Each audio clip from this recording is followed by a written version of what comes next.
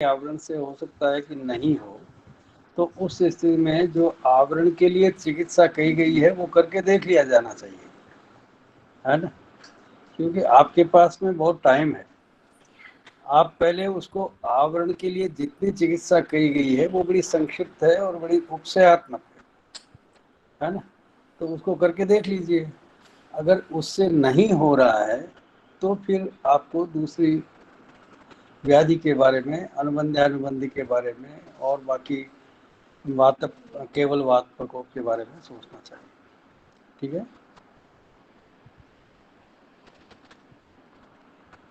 आवरण की चिकित्सा इतनी विस्तार से कही नहीं गई है, इसीलिए कि एक बार यदि आवरण है तो बहुत छोटी सी बात है, उसको सुधार लीजिए।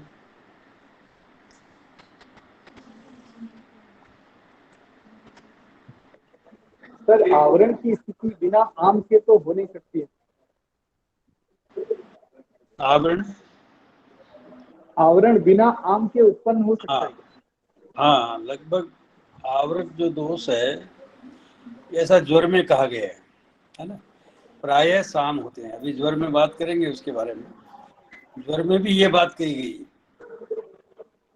तो ज्वर में ये बात कही गई है कि आवृत दोष, सामान्यतः दोष क्यों किसी को आवृत करेंगे? यदि दोषों में स्थिरता, पिच्छिलता, अभिष्यंद या उसमें मंदत्व नहीं है तो आवरण क्यों होगा, है ना। सामान्य विक्षेप, उचित विक्षेप होता रहेगा। लेकिन कई बार ऐसा होता है कि दोष का या धातु का निर्माण जो है वो साम एक स्टेज पे जाकर के होता है। सभी आम सामताएं जो है वो आमाशय समुत्थ नहीं है, समझे ना आप। क्योंकि धात्वग्नि का भी तो अपना रोल है ना। जब आप देखते हैं अष्टौ निंदितीय में, स्थौल्य में, तो वहां मेधसावृत मार्गत्वात्, है ना, वायु कोष्ठे विशेषता ऐसा लिखा है ना। तो वहां पर धात्वग्नि जल्य मान्य नहीं है। इसको छोड़ दो, एक मिनट में लैपटॉप पर आ रहा हूँ। जी सर, जी सर।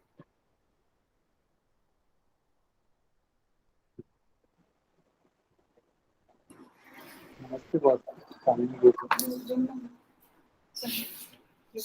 हेलो, सुन रहा है जी ना? जी सर। हाँ, तो आवरण के बारे में ये इतना निश्चित होना चाहिए कि शब्द अर्ची और जल संतानवत जो रस संवहन चल रहा है उसमें कई बार जल की कारण से पिछलता है, वो आमा से या कोष्ठ से आती है। अर्ची की मंदता है या शब्द की संवहनशीलता जो है वो नहीं, श्रवण नहीं होता है। धातु के परिणाम के पश्चात भी उसका इन्फिल्ट्रेशन, डिस्ट्रीब्यूशन, परमिएशन नहीं होता है, तो वो भी तो आवरण होगा ना। इसलिए आवरण की ये जो तीन अवस्थाएं मैंने बताई है ना, कि ये तीनों स्रोतस के जो मॉनिटरिंग सिस्टम है उसके फेल्योर पर डिपेंड करता है कि वो आवरण किससे हुआ।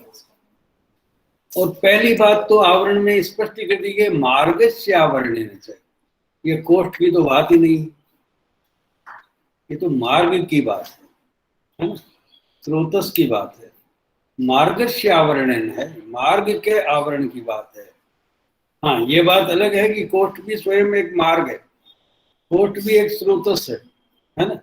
तो कोष्ठ में स्रोतस के नाते आवरण हो रहा है या कोष्ठ में सामान्य जो अवस्था पाठ में आवरण हो रहा है, ये बात ध्यान में रखनी चाहिए। और आवरण में जो दूसरा दोष है वो तो वायु ही है, जो विक्टिम है वो वायु है। तो इसलिए कोष्ठ में जहां पर आप त्रिविध कुक्षीय में देखते हैं, त्रिविध कुक्षीय लिखा ही इसलिए गया है कि दोषों के संचरण के लिए एक कुक्षी रिक्त रहनी चाहिए, वहां अन्नावृत हो जाएगा, है ना। अन्नावृत जो बात है वो तो वही हो जाएगा, है ना। तो ऐसी स्थिति में वहां कोष्ठ मार्ग है। और बाकी जगह पर स्रोतस में धात्वग्नि की दुर्बलता है, कहीं स्रोतस में श्रवण की दुर्बलता है। तो इसलिए आवरण के बारे में आपको ये एक चिकित्सा के लिए एक निर्देश है। देखिए, चरक ने जहां जहां चिकित्सा में वैशिष्ट्य है ना, वहां वहां उस चीज को क्लियर किया है। ये केवल शास्त्रार्थ के लिए नहीं है आवरण की बात, और अधिकांश लोग इसको शास्त्रार्थ की तरह से और पांडित्य प्रदर्शन की तरह से लेते हैं, वो बात ठीक नहीं। बात तो ये है कि आवरण को तब जानना चाहिए कि जब आपको चिकित्सा में किसी तरह का व्यवधान आ रहा हो, जो आपका निदान है, जो आपकी परीक्षाएं हैं, जो आपका पुरुषम पुरुषम वीक्ष है, जो आपने देश काल बल सब कुछ जान लिया है, जो औषध निर्धारित की है वो सही औषध काल में जा रही है, फिर भी उसका लाभ नहीं मिल रहा है, तो एक अवस्था हो सकती है कि वो आवृतवात हो। और ऐसी दशा में एक चिकित्सा का उपशय जो है वो करके देख लीजिए, है ना। वहां चिकित्सा नहीं है आवरण की, उसको चिकित्सा कैसे कहते हैं? जहाँ दोष ही नहीं है, जहाँ दूष्य ही नहीं है, वहां पर क्या चिकित्सा है? वहां एक आवरक है और एक आवरक है, कोई सम्मूर्छना ही नहीं है, वहां चिकित्सा क्या है? चिकित्सा तो क्या है कि अपनयन किसका कर रही है कि जिसका वहां पर कोई सम्मूर्छना हो गई है, जिसने अपना स्वभाव बदल दिया है, जिसने अपना एक कॉलोनी बना ली है, जिसने अपना स्थान संश्रय कर लिया है, वहां चिकित्सा। तो स्थान संश्रय और आवरण में तो भेद है, समझ रहे ना। तो इन सब चीजों को हम अधिकतर शास्त्रार्थ की तरह से लेते हैं, तो वहां प्रॉब्लम होती है। ये केवल चिकित्सा में भेद है। इसलिए क्या है कि वायु का जो वातव्याधि चिकित्सा का जो अंतिम कुछ पैराग्राफ जो है वो आवरण के लिए, और उसकी सामान्य चिकित्साएं 2-3 जगह कही गई उसी अध्याय, तो वो कर लेनी चाहिए, ठीक है ना। तो वो सारी चिकित्सा उपशयात्मक। सर एक बात है कि ये निदान परिवर्जन चिकित्सा का पहला अगर अवसर होता है, तो ये जो आवरण है ये अवरोध के बाद की स्थिति है, ये हम कहिए कि अवरोध से हटके है। तो अगर ये शब्द अर्ची जल संतान का जो हमारे पोषण के मार्ग है, इसमें अवरोध के बाद आवरण होकर वो ये लक्षण सारे आ रहे हैं जो आवरण के लक्षण है, तो ये कब स्थिति को हम रोक सकते हैं कि ये संग या अवरोध आवरण तक ना जाने पाए? इसके बीच में क्या ऐसा ट्रिगर है जहाँ से हम इसको जान सकते हैं कि अब ये आवरण की तरफ बढ़ रहा है? देखिए, अब ये बात भी है कि ये जो निदान परिवर्तन प्रकृति विघात और अपकर्षण, ये जो सिद्धांत लिखा गया है ना, ये भी क्या है कि विमान स्थान में 7वें अध्याय में लिखा गया। अब जहां कहीं भी चिकित्सा में वहां कृमि की बात आई, तो कृमि में वहां दोषों का संशोधन या शमन ऐसी बात नहीं, उससे काम नहीं चलेगा।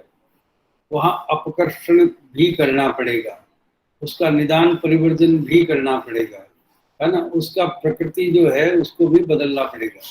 तो इसलिए वो जो 3 सिद्धांत है ना, जिसको हम सब जगह पर प्रयोग करने लग गए हैं, वो ऐसी स्थिति नहीं है, ठीक है ना। निदान ही नहीं है, आवरण में निदान कहाँ है? जब आवृतवात है, ये तो एक एक्सीडेंट है, और एक्सीडेंट में क्या निदान होता है? ये सारे एक्सीडेंट। एक उदाहरण दिया था सर गड़िया का, और जो है आपने सर एक उदाहरण दिया था सर। क्या?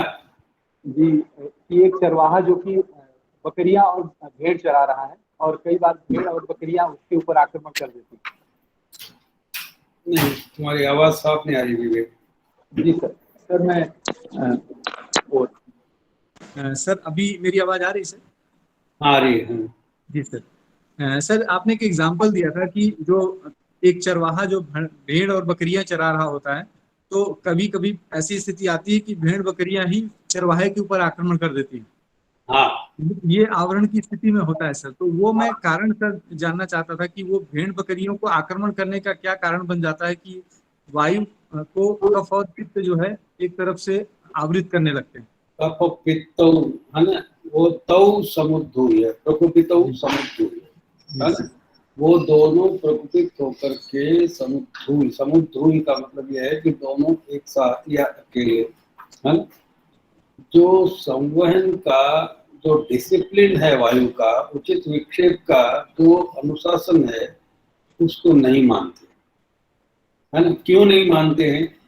कि वायु को संवहन के लिए अलग अलग स्रोतस में अलग अलग द्रव धातुओं का वहन करना पड़ता है, उसकी अलग अलग कंसिस्टेंसी होती है, उसकी अलग अलग मात्रा होती है ना। रस की मात्रा अलग है, रक्त की मात्रा अलग है, मांस की मात्रा अलग है ना। और उसकी सबकी अग्नि जो है वो क्या नाम से पहले से एक, उसकी धात्वग्नि जो है वो प्रबल होती है, किसी की नहीं होती है। तो ऐसी स्थिति में उस दोष में स्थित, उस धातु में स्थित जो दोष प्रभाव है कफ और पित्त का, वह क्या है कि उसके संवहनशीलता, उसकी ट्रांसपोर्टेबिलिटी, उसको डिस्टर्ब करता है, अव्याहत वायु की अव्याहत गति को व्याहत करता है ना। तो उसमें तीन बातें हैं ना, अव्याहत गतिर्यस्य स्थानस्थो प्रकृतौ स्थितः, है ना। प्रकृतौ स्थित होना चाहिए ना, वो प्रकृति में स्थित नहीं है। अगर प्रकृति में स्थित है तो वायु क्या है, उनका संवहन करता रहता है। और ऐसी ही अवस्था जब कोष से शाखाओं में जाता है तब भी ऐसी आती है, वहां भी उचित विक्षेपण नहीं है, वहां वायु का द्रौत्य है। इसलिए क्या है कि वहां आवरण नहीं कहेंगे, वहां क्षेपण कहेंगे, है ना। लेकिन यहाँ पर क्या है कि वायु अपना समान है ना, और यहाँ पर वायु द्रुत है, एक्सेलरेट है, ज्यादा पोटेंशिएट है ना। बाकी देखिए ये शास्त्रार्थ की बातें हैं विवेक। अगर चिकित्सा करना है ना तो चिकित्सा में प्रैक्टिस शुरू करो, और प्रैक्टिस करते करते ये चिकित्सा से ही समझा जाएगी, मैं आपको सही बताऊं। अन्यथा क्या है कि इसमें हम वर्षों तक शास्त्रार्थ करते रहेंगे, नहीं समझेंगे। आप चिकित्सा करो, आवरण का निदान करने की कोशिश करो, और आवरण का निदान आपके लिए चरक ने एक मैजिक ट्रीटमेंट के लिए लिखा है कि अगर आपको तुरंत फलदायी चिकित्सा करनी है तो यदि आवरण, बहुत सारे रोगियों में हम देखते हैं कि केवल आवरण के छोटा सा कांटा निकालने से निकल जाएगा, लेकिन हम क्या है कि कांटा निकालने के लिए पता नहीं क्या क्या तीर तलवार लिया था, है ना। न तो हम नसी न हम सफर से निकलेगा, हमारे पांव का कांटा हम ही से निकलेगा, है ना। हमें अपने ही सिद्धांत को समझना चाहिए और उसी पर दृढ़ रहना चाहिए, चिकित्सा करते रहना चाहिए। चलिए आगे चलते हैं। Thank you sir. जी sir. Thank you, thank you Girish और legacy of professor M S. Baghel, और specially Shiv Ganga, who gave me this opportunity to meet you all in different subjects. देखिए ये हमारी रेगुलर क्लास है, बघेल साहब ने शुरू किया था 3-4 साल पहले, तो हमने सोचा नहीं था कि इस क्लास का ये कोई स्वरूप हो सकता है ना। और अभी भी बहुत सारे जो हमारे रेगुलर स्टूडेंट्स हैं उनको तो दिक्कत है इस क्लास से, है ना। वो चाहते हैं कि ये हम ऑनलाइन नहीं, हम तो आपके आमने सामने बैठ करके क्लास सुनना चाहते हैं। वो आ जाते हैं, अभी भी आपको दिखाऊं तो वो आए हुए हैं। लेकिन प्रॉब्लम क्या है कि मैं खुद जानता हूँ कि इंटरैक्टिव क्लास नहीं हो रही है, केवल उपदेशात्मक हो रहा है। और 2 घंटे, पिछली बार हमें बात हुई गंगा से भी और लोगों से भी, कि 1.5-2 घंटे तक आप अपने कंसंट्रेशन को, अपने एकाग्रता को बनाए नहीं रख सकते, और हम भी भटक जाते हैं। इसलिए क्लास 1 घंटे से ज़्यादा नहीं होगी। और दूसरी बात यह है कि ये हमारे जो रेगुलर स्टूडेंट्स हैं उनको इस बात का एतराज़ है कि आपके ये 2 दिन तो हमारे लिए थे, तो हो सकता है कि एक दिन चेंज कर लें और सप्ताह में 1 दिन करें। अभी एक 9 तारीख को लेगेसी ऑफ प्रोफेसर बघेल का लेक्चर भी है ना। तो उस समय के बाद में नेक्स्ट टाइम से कुछ सोचेंगे। जी सर। चलिए अब ज्वर की बात करते हैं। देखिए, ज्वर एक अकेला ऐसा व्याधि है जो निदान और चिकित्सा में सबसे अधिक विस्तार से बताया गया है, चरक में विशेष रूप से। और चरक ने रसायन बाजीकरण के बाद में पहला ज्वर चिकित्सा लिखा और निदान में पहला अध्याय सामान्य निदान पंचक की व्याख्या करने के बाद में ज्वर का उल्लेख किया। हमारे एक मित्र हैं रंजीत निम्बालकर, उनका एक बहुत अच्छा लेक्चर मैंने सुना था पुणे में। वो कहते हैं ये 8 ही क्यों है निदान स्थान में, ये 8 ही रोग क्यों। ये हमारा एक बेसिक कलर कैनवास है, जिसमें ये बेसिक कलर जो है ना, वो डिजीजेज आपकी बहुत रंग बिरंगी अनेक तरह की होगी और अपरिसंख्य ही होती चली जाएगी। इस अपरिसंख्यता को कहीं हमें क्या है कि क्लब करना पड़ेगा, इसका एक समूह बनाना पड़ेगा, इसका एक ग्रुप बनाना पड़ेगा। और ग्रुप बनाने के लिए आचार्य ने केवल 8 व्याधियों को चुना निदान स्थान। और आप देखेंगे कि उससे पहले सूत्र स्थान में त्रिमर्वीय व्याधियों की बात होगी, शोथ की बात होगी, और अष्टो निंदितीय की बात होगी, और विधि शोणितीय की बात होगी। ये ज्वर से पहले, ठीक है। अब आप क्रम देखिए कि ये व्याधियां पहले क्यों हो गई, और फिर सबसे पहले जब निदान स्थान की बात आई तो सबसे पहले ज्वर क्यों। तो सबसे पहले तो हमें ये देखना है कि जो हमारा रोगी है उसके 3 मर्म सुरक्षित है या नहीं, 7 धातु सुरक्षित है या नहीं, और ओज कम से कम सुरक्षित है या नहीं। क्यों कि तब तक हमें समय मिलेगा कि रोगी की हमें परीक्षा करें और विस्तार से उसके निदान पंचक को जाने, है ना। निदान पंचक एक बहुत बड़ा एक्सरसाइज है, और निदान पंचक की एक्सरसाइज से पहले कम से कम त्रिमर्म, 7 धातु और ओज, इन सबको जानना बहुत आवश्यक था। क्यों कि तब तक हमें निदान पंचक नहीं देखना है, हमारे इमरजेंसी मैनेजमेंट में जाना है। और इमरजेंसी मैनेजमेंट के लिए जाना है तो निदान पंचक की आवश्यकता नहीं। हमने हर जगह चिकित्सा और चिकित्सा कौशल को विकसित करने के लिए चरक ने लिखा। दूसरा ही अध्याय जो है वो शोथ का लिखा, और उसमें आगंतुक और निज 2 प्रकार के शोथ लिखे। फिर स्थानिक और सार्वजनिक शोथ लिखा। तो शोथ जो है वो प्रारंभिक रूप से सबसे पहली पैथोलॉजिकल जो प्रोसेस है वो शोथ से शुरू होती है। आचार्य को इस बात का बहुत अच्छी तरह से ज्ञान था कि चाहे वो निज कारणों से हो, चाहे वो आगंतुक कारणों से, और उसमें भी आगंतुक कारण इतने विस्तार से। तो जो शोथ है वो फाउंडेशनल डिजीज है सब डिजीजेस का, और उसके बाद में रोग क्रम आगे बढ़ता है, ठीक है ना। और उसको भी शोथ और शोथ 2 प्रकार के शोथ है। अगर आप समय मिलेगा तो कभी शोथ के बारे में बात करेंगे। फिर उसके बाद में क्या है कि एक अष्टो निंदितीय व्याधि। अष्टो निंदितीय व्याधियां क्यों लिखी कि इन 8 वर्गों का रोगी है, तो उसको भी आप रोग ज्ञान करने से पहले कैटेगराइज कर लो कि अगर इन 8 वर्गों में से किसी प्रकार का है तो उसका ज्वर सामान्य रोगी के ज्वर से अतिरिक्त होगा, अलग होगा, है ना।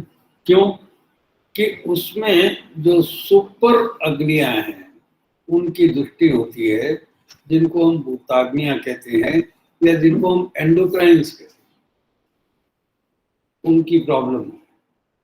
इसलिए क्या है कि ये जठराग्नि की विकृति से होने वाले जो सामान्य निदान पंचक के रोग हैं, निदान स्थान के रोग हैं, उनसे अलग है ये। इसलिए क्या है कि आपको एक्सक्लूजन क्राइटेरिया दिया है कि वो त्रिमर्म नहीं है, वो शोथ नहीं है, वो अष्टम निंदित में से कोई निंदित नहीं है, और अगर शोणित प्रदोषज रोग है तो वो भी।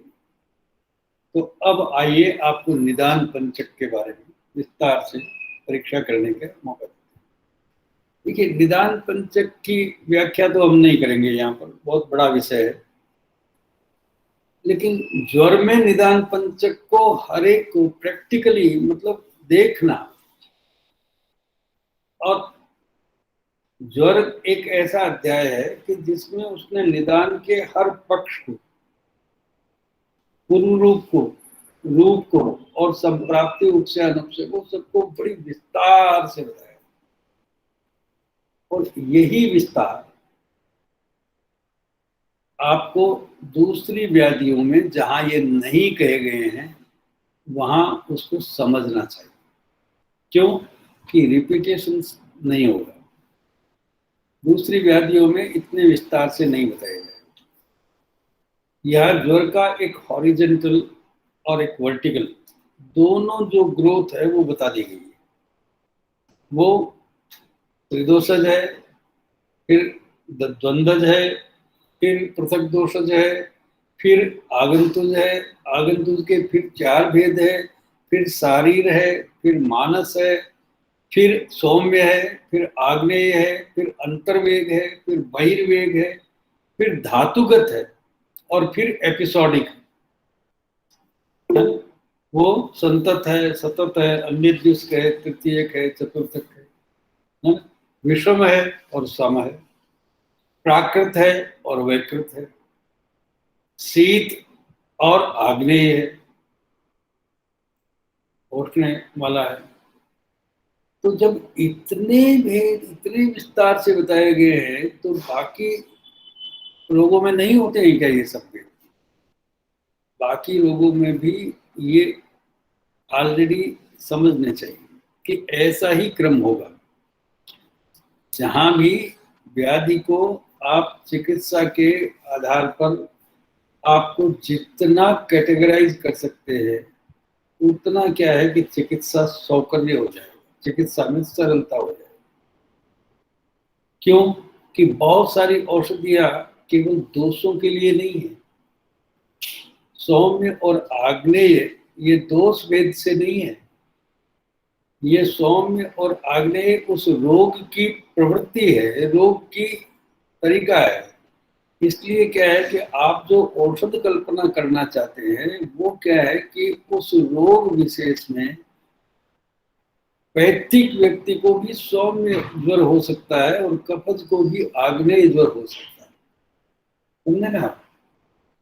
और प्राकृत ज्वर और वैकृत ज्वर की भी परिकल्पना ऋतु भेद से है कि ऋतुओं के अनुसार यदि आप ज्वर का चिकित्सा करते हैं तो आपको ये भी ध्यान रखना चाहिए कि ये दो दोष जो है वो प्राकृतिक होंगे अपनी ऋतु में, लेकिन ये तीसरा जो वात है वो वैकृति होगा।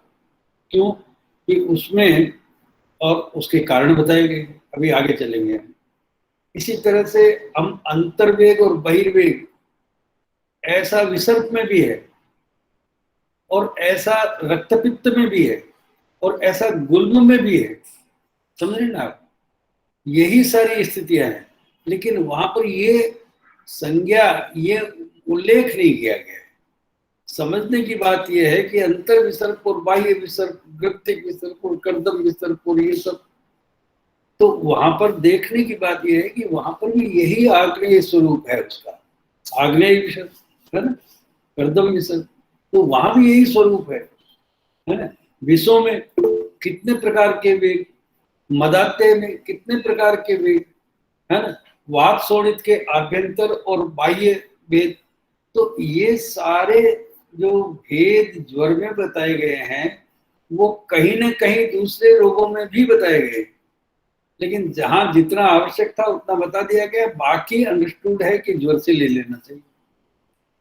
तो इसलिए ज्वर को आप अगर पूरी तरह से समझते हैं, है ना, मैं आपको सही बताऊं, हमारे गुरुजी ने तो 1-1.5 साल तक ज्वर ही पढ़ाया, उसके बाद में आगे बढ़े ही नहीं। हम बड़े दुखी हुए, तो गुरुजी ने कहा कि इसके आगे रह क्या गया है। अब आगे तो क्या है कि एक सब कुछ उदाहरण है ना, एक प्रॉब्लम सॉल्व कर दी जिसमें सारे जितने इक्वेशंस, परम्यूटेशंस, कॉम्बिनेशंस हैं वो आ गए हैं, और बाकी ये परम्यूटेशन, ये कॉम्बिनेशन, ये इक्वेशन सब जगह अप्लाइड है, ठीक है ना। इसलिए आप समझ लीजिए, तो ये जो स्थितियां हैं, इन सारी स्थितियों को आप एक बार समझ लें। और एक बार मैं ज्वर को वापस शुरू करता हूँ। देखिए, संप्राप्ति से शुरू करते हैं। निदान को समझने के लिए ये कहता है कि संप्राप्ति क्या है। संप्राप्ति is story of the disease. जैसे ही निदान का प्रवेश हुआ और जैसे ही ज्वर की प्रादुर्भाव हुआ, उस पूरे प्रोसेस को, उस पूरे स्टेप्स को, पूरी स्टोरी को संप्राप्ति कहते हैं।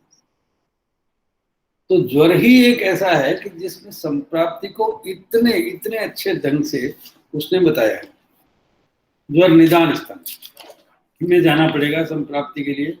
चिकित्सा में भी है, लेकिन चिकित्सा की संप्राप्ति जो है वो थोड़ा आप लोगों के लिए है, मतलब विद्वान लोगों के लिए। और निदान स्थान की संप्राप्ति जो है वो अल्प बुद्धि हमारे जैसे लोग। पहली बात तो यह है कि ज्वर के सामान्य और विशेष 2 निदान कहे गए। विषमासन, अनशन, अन्न परिवर्तन, ऋतु व्यापत्ति, असात्म गंध ग्रहण, उपहित विषोपहतस्य च उदकस्य उपयोगात् गरेभ्यो गिरीणाम चोटश्लेषात्। ये 201 पेज पर आयुर्वेद दीपिका टीका में 28वां ज्वर निदान का है ना, 28वां। तो इसमें वे सारे हेतु हैं जो वहां पर स्रोत के हेतु भी है ना, 18वें अध्याय में, ठीक है। मतलब ज्वर भी स्रोत है, जो समझ लीजिए, है ना। और वहां स्रोत में भी ज्वर है और यहाँ ज्वर में भी स्रोत है। स्रोत क्या है और ज्वर क्या है, यहाँ पर समझ में आ जाएगा आपको कि यहाँ पर क्या है कि शरीर की एक फिजियोलॉजी है कि वो आहार से के ग्रहण से लेकर के और धातुओं का निर्माण और धातुओं के सारभूत निर्माण और मलों का मोक्षण तक इस शरीर में कुछ भी परिग्रह नहीं। एक फ्लो है और बहुत ही एक स्पॉन्टेनियस फ्लो है, सहज, एफर्टलेस फ्लो। उस फ्लो का कहीं भी रुकावट होती है तो वे सब विष है, और विष है तो पहला लक्षण शोथ है। क्यों? कि उसके लिए, उस कॉलोनी के लिए, उस टिश्यू के लिए, उस सेल के लिए, उस ऑर्गन के लिए वो रुका हुआ, वो स्टैग्नेंट फ्लूइड, उसको उतनी देर तक उसको फिजियोलॉजिकल ऑब्स्ट्रक्शन करेगा। और ऑब्स्ट्रक्शन ऑफ द फिजियोलॉजी या उसका postponement of the physiological process, पहले शोथ होगा फिर ज्वर होगा। शोथ क्या है कि उसकी सात्म्यता है, उसका सादगुण्य है। वो सादगुण्य नहीं हो रहा है, वो असादगुण्य है। वो सात्म्यता नहीं है उसको, वो असात्म्यता है। और असात्म्यता का बायोमार्कर है शोथ। शोथ का मतलब वो पोषण की बजाय उसका संग्रह कर रहा है, संग्रह, परिग्रह। इसलिए ज्वर में एक बात लिखी है, प्रवृत्तिस्तु परिग्रह। और यही बात अगर आपने ध्यान दिया है तो रसायन अधिकार में भी यही बात लिखी, प्रवृत्तिस्तु परिग्रह, रसायन अधिकार, जहां पर सबसे पहले ऋषि लोगों को जब क्या है कि ये व्याधियां उत्पन्न होना शुरू हुई, जो यायावर थे, है ना, जो ऋषि लोग, है ना, वॉन्डरिंग थे, बराबर चलते रहते थे, जब वो स्थायी हुए, जब उन्होंने संग्रह करना शुरू किया, परिग्रह करना शुरू किया, तो वहां से ज्वर शुरू हुआ, है ना? और उसका नाम ज्वर है। आप पहले अध्याय में देखिए, विघ्नीभूता यदा रोगा प्रादुर्भवन्ति शरीरेण। किन लोगों को हुआ वो ज्वर? उन लोगों को, ऋषि लोगों को। और किस कारण से हुआ? कि उसकी एक संप्राप्ति दी हुई है, रासायनिक पाठ 4, 1 के 4। और उसमें क्या है कि वे शालीन हो गए, वे स्थिर हो गए। उन्होंने क्या है कि संचय करना शुरू किया, संचयात आलस्यम आलस्यात, लोभ लोभात अविद्रोह अविद्रोहात अनिर्वचनम, ये एक क्रम शुरू हो गया, है ना? तो कुल मिलाकर के ये शुरू हुआ परिग्रह से। आप एक बार अगर आपके पास बुक है तो निकाल करके देख लीजिए। तो ये जो स्थिति है ये यहाँ से शुरू होती है, परिग्रह से। लेकिन परिग्रह एक प्रवृत्ति का एक और कारण है यहाँ पर ज्वर में, वो है रुद्रकोपाच्य दारुणा। 2 तरह के परिग्रह है, रुद्रकोपाच्य दारुणा। अब ये रुद्रकोप क्या है और आप कैसे मानेंगे इसको, है ना? ये चिकित्सा स्थान में आप जाएंगे तो वो रुद्रकोपाच्य दारुणा। अब रुद्रकोपाच्य दारुणा एक फर्स्ट एविडेंस ऑफ द ज्वर है ना? जब भी कभी किसी व्याधि के बारे में हम लिखते हैं तो उसकी हिस्ट्री ऑफ द ऑनसेट, सबसे पहले कब कहाँ रिकॉर्डेड है ना? सबसे पहले कौन सा एविडेंस है कि जहाँ ज्वर हुआ था, ये लिखा जाए। ये मॉडर्न में भी ऐसा ही है। वहाँ भी स्फिंक्स के सीक्रेट्स जो है वो यूनानी मेडिसिन में भी, ग्रीक मेडिसिन में भी बहुत है।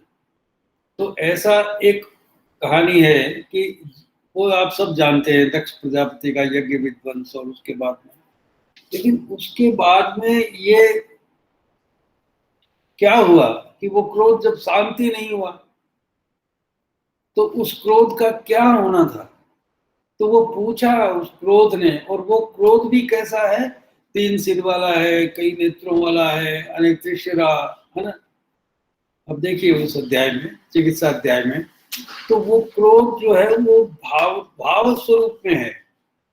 क्रोध जो है वो बाकायदा फिजिकल मैटर है। तो उसने हाथ जोड़ करके भगवान से पूछा कि अब मैं कहाँ जाऊं? आपने यज्ञ विध्वंस करना था तो कर दिया, तो कि उन लोगों में जाओ जो क्या है कि किसी तरह का अपचार करते हैं, उन लोगों में तुम ज्वर के रूप में, है ना, ज्वर के रूप में रहोगे और जन्म से निधन तक।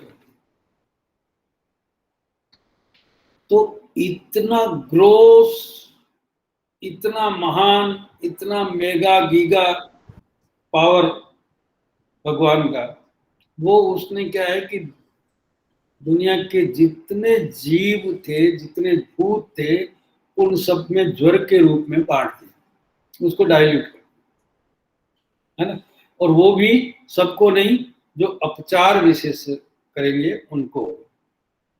तो ये कहानी कोई नहीं समझने वाली कहानी नहीं है।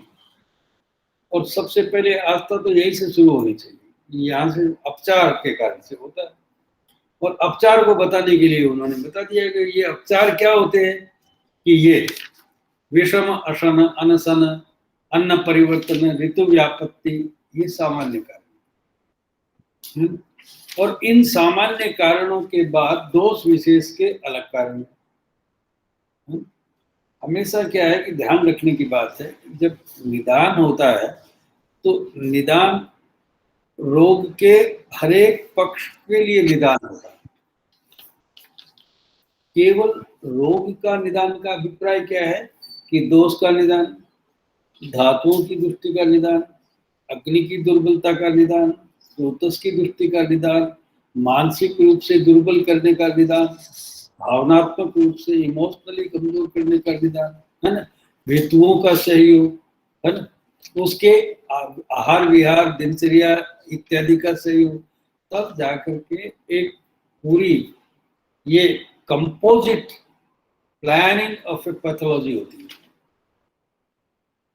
पैथोलॉजिकल इवेंट्स जो है वो जो अचानक होते हैं वो बात अलग है, वो आगंतुक में बताए, लेकिन जब संचयादि क्रम से होते हैं तो इस तरह की प्लानिंग के साथ में होते हैं, इतने ग्रुप्स में इतने सारे संयोग मिलने के बाद में होते हैं, अन्यथा तो दोष जो है वो विलंबित होते रहते हैं। तत्रस्था से विलंबनते कदाचित न समीरिता नादेश काले कुत्कीर्ति भूयो हेतु, तो अनुगुण देश मिलना, अनुगुण काल मिलना, भूयो हेतु प्रतीक्षित होना, है ना, लीन दोष होना, है ना, और व्यायाम उष्ण तीक्ष्ण हितश्या नवचारणा, ये सब होना, कोष से शाखाओं में जाना, तो ये सारी जो प्रोसेस है ये हमें इंगित करती है कि स्रोतस, क्योंकि उसके क्षय विगुणने के बिना रोग नहीं होंगे, दोष प्रकोप होने से नहीं होंगे, फिर धातुएं जो है वो डिफेंस मैकेनिज्म, वो निदान दोष दूसरी विशेष जो भावाभाव प्रतिविशेषा भवन्ति, तो वो प्रतिविशेष भाव भी है, वो प्रतिविशेष भावों का भी अभाव होगा तब जाकर के वो लक्षण उत्पन्न होंगे, नहीं तो रोग उत्पन्न नहीं होगा। तो रोग होने के लिए ये सामान्य निदान, इसमें सामान्य निदान में भी आप कैटेगरी देख सकते हैं कि इस सामान्य निदान में आप अग्नि की विकृति के हेतु है विषम असन, अनसन, अन्न परिवर्तन, है ना, फिर ऋतु काल की व्यापत्ति है, फिर असात्म ग्रहण गंध ग्रहण इंद्रिय व्यापत्ति है, फिर उदक उपयोग, ये उदक की प्रॉब्लम है, फिर स्नेह वमन विरेचन अयथावत प्रयोग, चिकित्सा के उपचार है या अयथावत चिकित्सा भी है, और इसके बाद में मिथ्या संसर्जन भी है, और फिर विषम प्रजनन या सर्जिकल इंटरवेंशन के बाद में भी स्थिति है, और उसके बाद में मिथ्योपचार। अब ये मिथ्योपचार जो है वो बड़ा स्पेसिफिक है। ये मिथ्योपचार क्या है कि ये वात स्पेसिफिक, कफ स्पेसिफिक और पित्त स्पेसिफिक हो सकता है, और यहाँ से वो क्या है कि उसका प्रोविजनल डायग्नोसिस का एक फाइनल डायग्नोसिस शुरू होता है कि जब रूक्ष लघु शीत वमन विरेचन आस्तापन शिरो विरेचन योग व्यायाम वेग संधारण अंतन, है ना, अभिघात उद्वेग शोक शोणिता से ये सब शुरू होंगे तो वायु प्रकोपम आपत्ति। पहले वायु का प्रकोप नहीं होगा, वायु का प्रकोप वायु के कारणों से होगा, कफ का प्रकोप कफ के कारणों से होगा, पित्त का प्रकोप पित्त के कारणों से होगा, और कोई भी दोष अब वो प्रकोपितः प्रविश्य आमाशय ऊष्मणा। पहली बात तो ये है कि ये प्रवेश क्या है। सह्यता तो आप समझ गए हैं कि वह जब वह कौन, वह प्रकोपित दोष। तो प्रकोपित कहाँ होता है? आमाशय के अतिरिक्त कहीं लोक में होता है क्या प्रकोपित? प्रकोपित ही आमाशय में होता है। शरीर में एंट्री कहाँ से होती है उसकी? ओष्ठ से ही होगी एंट्री। तो प्रविश्य आमाशय ऊष्मणाशय मिस्त्री भूय। देखिए आमाशय ऊष्मा सामान्यतः उन तीन अवस्था पाकों को, जो प्राकृत अवस्था पाक है, उनको करने का एक फिजियोलॉजिकल प्रोसेस है ना। प्रविश्य आमाशय ऊष्मणा का मतलब आहार के अतिरिक्त जो अन्न उदक और प्राण है उनके अतिरिक्त यदि आपने कोई दोष प्रकोपक, आपके पेशेंट ने दोष प्रकोपक निदानों का सेवन किया है तो उसको भी वो आमाशय की ऊष्मा से मिल जाएगा। और आमाशय की ऊष्मा में वो अनवांटेड, अनरिक्वायर्ड, एडवेंटिशियस, है ना, बाह्य कारणों से इस आभ्यंतर कारण को, है ना, आभ्यंतर कारण क्या है कि जो यहां उत्पन्न होने वाला फेन भूत कप था, जो अच्छपित्त था, जो कटुभाव वायु था, उस फिजियोलॉजिकल प्रोसेस को डिरेल करने वाला, उसको डिस्टर्ब करने वाला एक प्रोसेस शुरू हो गया वहां पर। तब प्रविश्य आमाशय उष्णा स मिस्त्री भूय, आमाशय की ऊष्मा सामान्यतः आहार पचन के लिए तद्रवैर भिन्न संघात स्नेह मृदुतांगतम, ये प्रक्रिया सामान्य रूप से कर रही थी।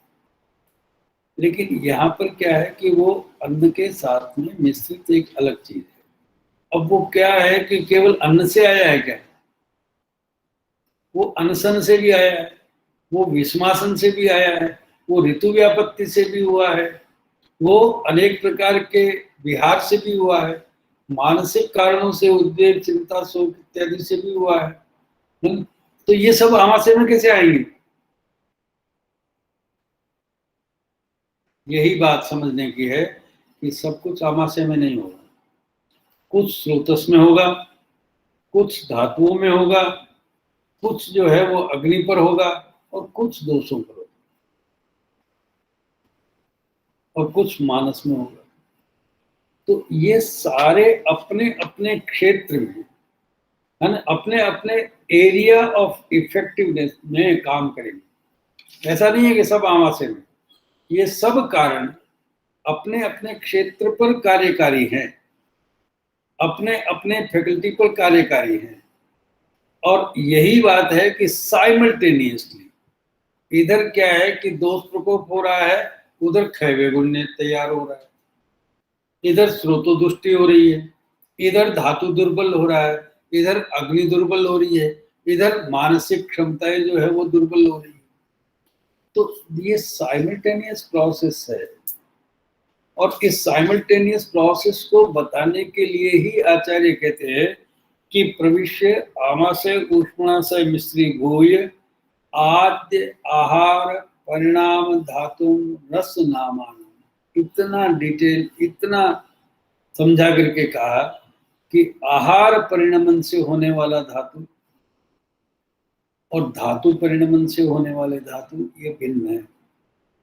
तो आहार परिणाम के बाद में जो आद्य धातु है, पहला धातु है जिसको हम आहार रस कहते हैं, है ना, वह आहार रस, रस नामानम, वो रस नाम का धातु अन्वेद्य, अनुवेद्य, अनुअवेद्य, मतलब उसके पीछे, उसके साथ जाकर के रसस्वेद वांश स्रोतांश पिधाय, रस वह और स्वेद वह स्रोत,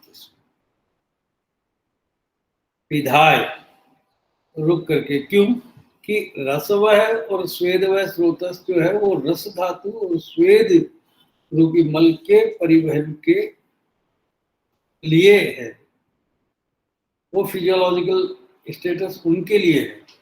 लेकिन वहां पर इस प्रकार का दोष मिश्रित, है ना, आद्य आहार परिणाम धातु मिश्रित जो अगर कोई दोष विशेष है, अतिरिक्त है ना, तो वह उसको पिधाय। अब बताइए वायु कैसे पिधाई करेगी?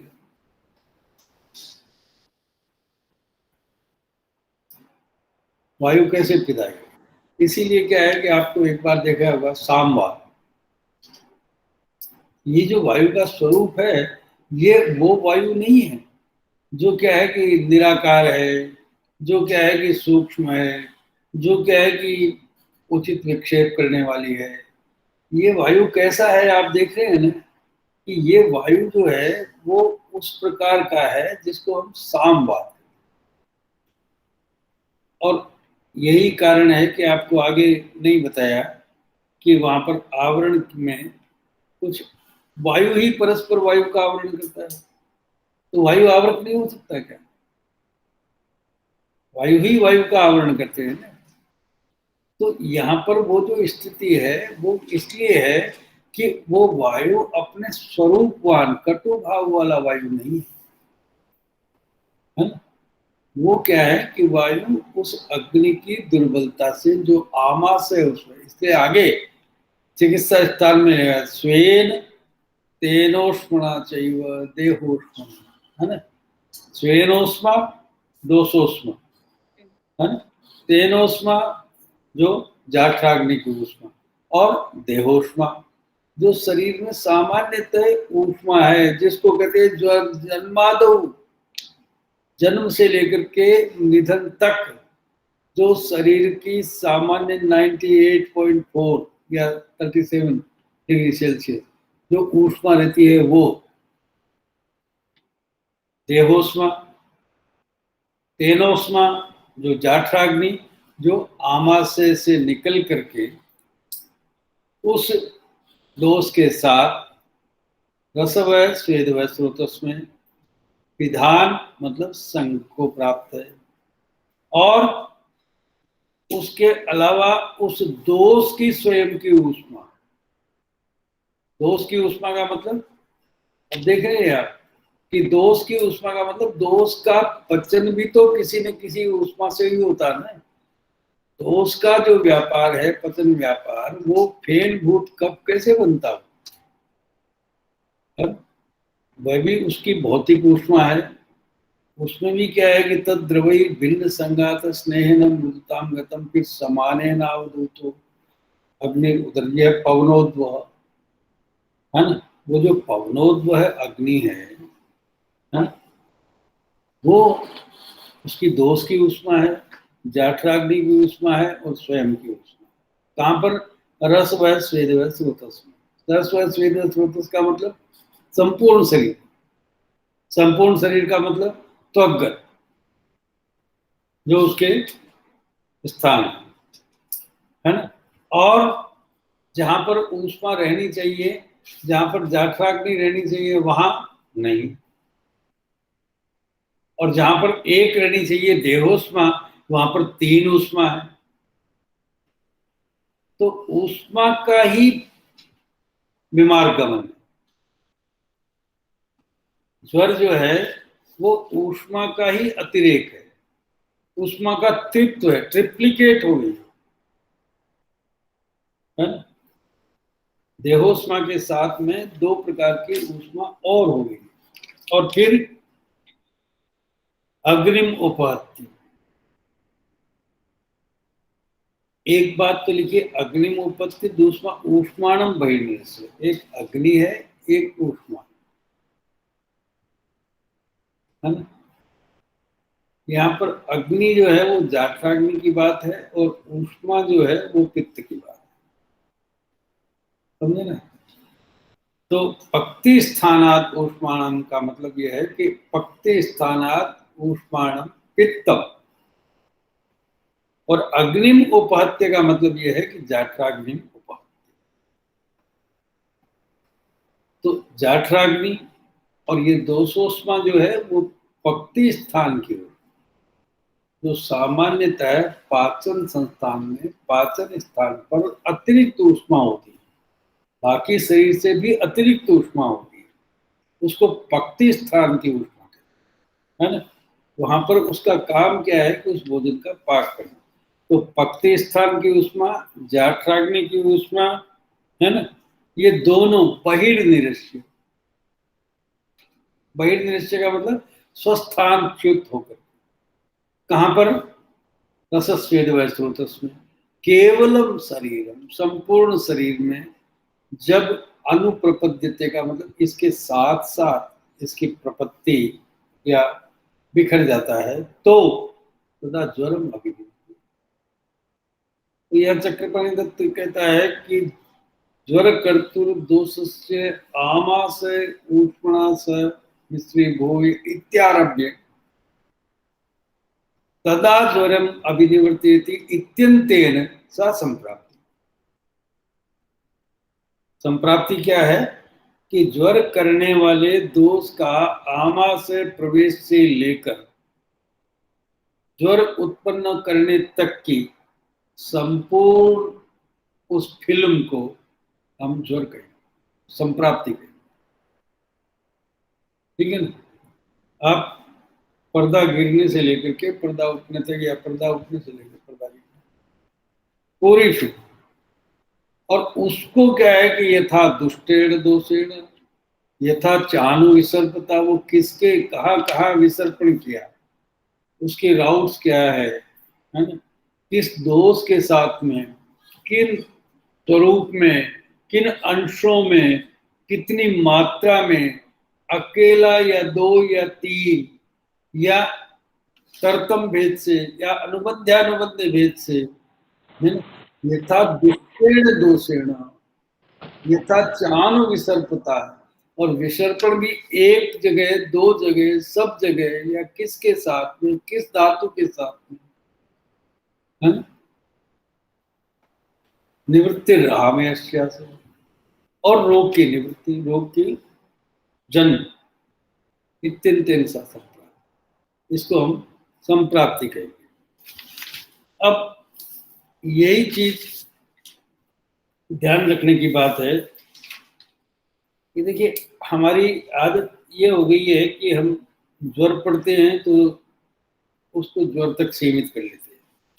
अब ये वातिक ज्वर है, इसके एक बार लक्षण आप देखेंगे तो आपको किसी भी प्रकार की सूल में, है ना, चाहे वो गुल्म का सूल है, चाहे वो वातव व्याधि का सूल है, चाहे वो दृष्टि का है, चाहे वो आमवात का है, ये लक्षण ध्यान रखने पड़ेंगे, या म्यूकोरमाइकोसिस का,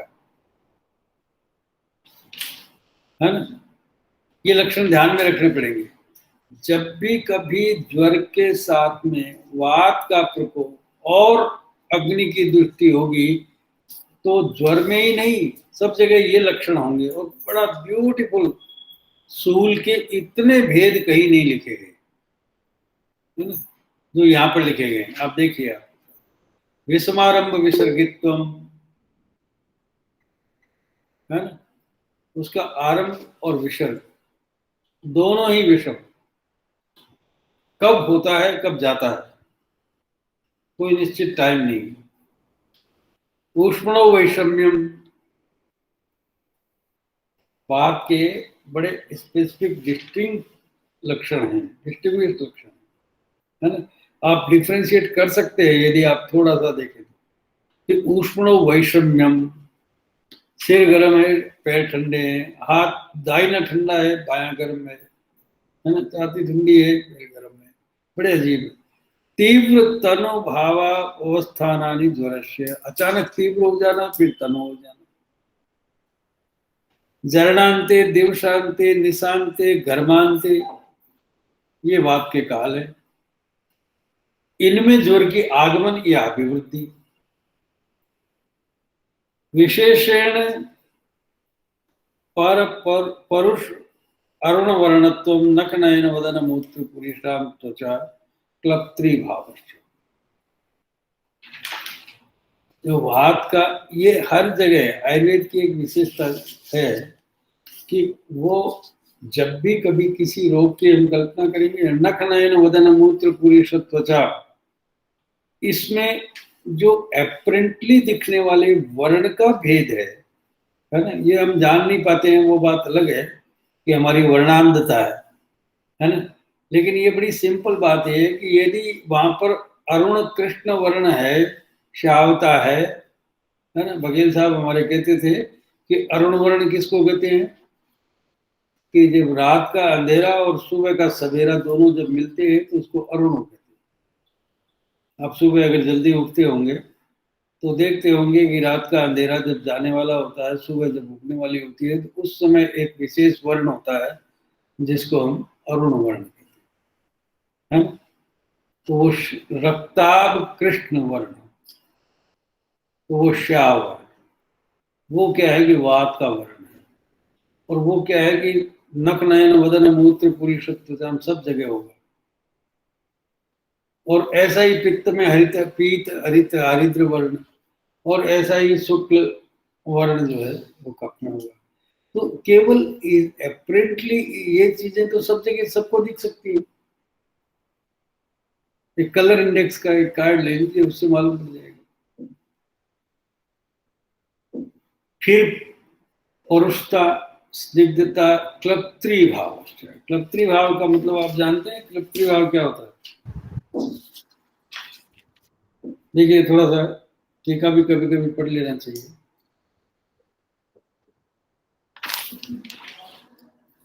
कृप्ति भाव अप्रवृत्ति है अप्रवृत्ति ही करते हैं। हाँ, क्या मतलब हुआ इसका?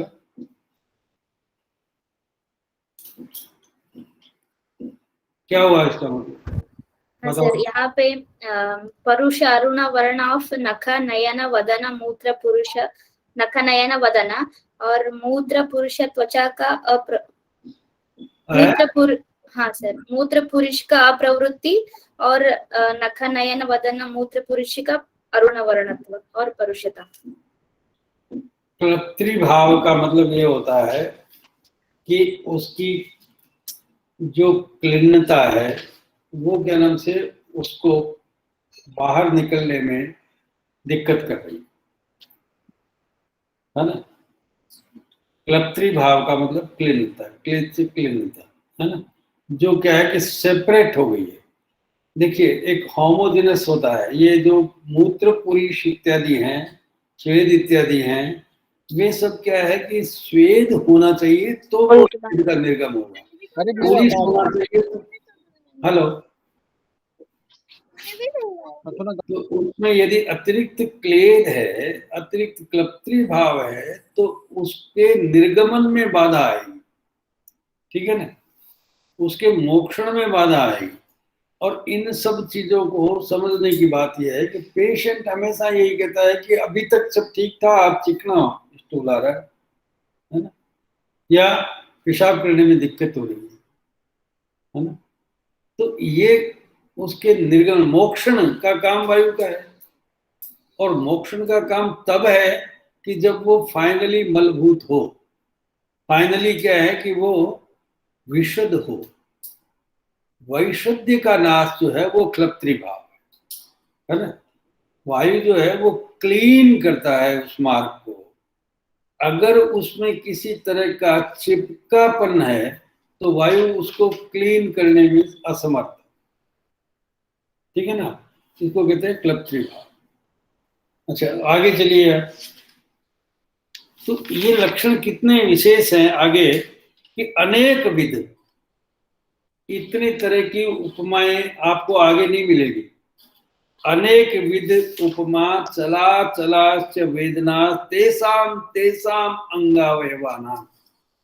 कितने शरीर के अंगावयव है, उसमें हरेक अंग की वेदना का एक अलग नाम दिया हुआ है ना, क्योंकि हरेक जगह एक जैसी वेदना नहीं हो सकती। उस वेदना का जो नॉमेनक्लेचर है ये अपने को हर जगह, दूसरे अगर हृदरोग है तो ये वेदना क्यों नहीं होगी, ऐसी वेदना वहां होगी। ऐसा ही वृक्क रोग में होगी, ऐसा ही क्या है कि अस्मरी में होगी, ऐसा ही प्रोस्टेटाइटिस में होगी। तो ये प्रॉब्लम क्या है कि ये जो लक्षण है ये अंगावयव के आधार पर है, और अंगावयवों में वेदना का प्रकार भिन्नता है क्योंकि उसकी आकार भिन्नता है, और वहां पर एक दोष विशेष दूसरे भी रहता है। अगर वात वहां एंटर करता है, वो वात का स्थान है या वात का प्रभुत्व रूप से स्थान है, या वात वहां पर कहीं से डिस्प्लेस होकर के गया है या अधिक मात्रा में पहुंच गया है, ये बहुत सारी चीजें हैं। देखिए आप, पादयो सुप्तता है ना, पादयो, अब ये सुप्ति क्लृप्त्री भाव ये सब क्या है कि एग्जैक्ट मीनिंग इनका अभी एक आईसीडी बघेल साहब और हम थे वहाँ CCRS में बनाया था। उससे पहले जामनगर में और NIA में भी एक काम हुआ। एक बुक बघेल साहब ने पब्लिश भी कर दी है, आप में से बहुत सारे लोगों के पास होगी। तो सबसे पहले जामनगर ने एक बुक पब्लिश किया था जिसमें जितनी भी इंटरेक्टिव जो टर्मिनोलॉजीज हैं इन सब का रेफरेंस और उसका अर्थ क्या है ना। तो बघेल साहब की अध्यक्षता में मैं एक कमेटी में था, तो उन्होंने बनाई थी। फिर उसके बाद में साकेत राम है वहाँ CCRS में, उन्होंने क्या है कि इसको फिर सब जनरल किया। एक NIA में बनी थी, NIA में पूरी नहीं हुई तो फिर जामनगर में गई। तो बहुत बड़ा प्रोजेक्ट था। तो मेरे पास में है, अगर आपको चाहिएगा तो मैं उसका रेफरेंस दे दूंगा। तो पादयो सुप्तता पिंडिकयो उद्वेष्टनम, है ना, जाननो केवलानाम च संधिनाम विश्लेषणम, है ना? संधियों में विश्लेषण, है ना, संधियों में जैसा अलग हो रही है।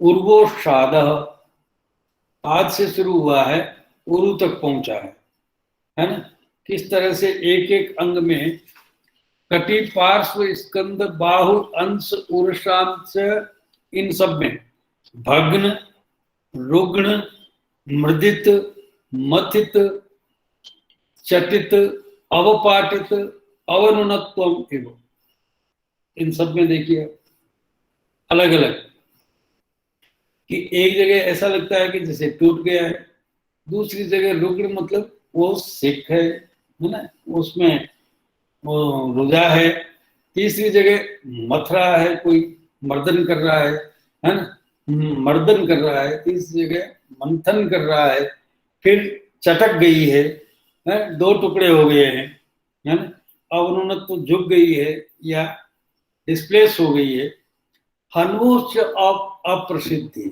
लौकचा हो गया है ना, जबड़ा खुलने में दिक्कत हो रही है, स्वनश्च कर्णयो, कर्णस्वन, है ना, और शंखयोर निस्तोदह, कसाय आश्रित, ये इतने तरह की वेदनाएं, और ये वेदनाएं जो है ये बहुत सारे रोगों में मिलती है, लेकिन वहां पर इसका उल्लेख नहीं किया है ज्यादा इतना विस्तार से, तो वहां पर अप्लाइड है।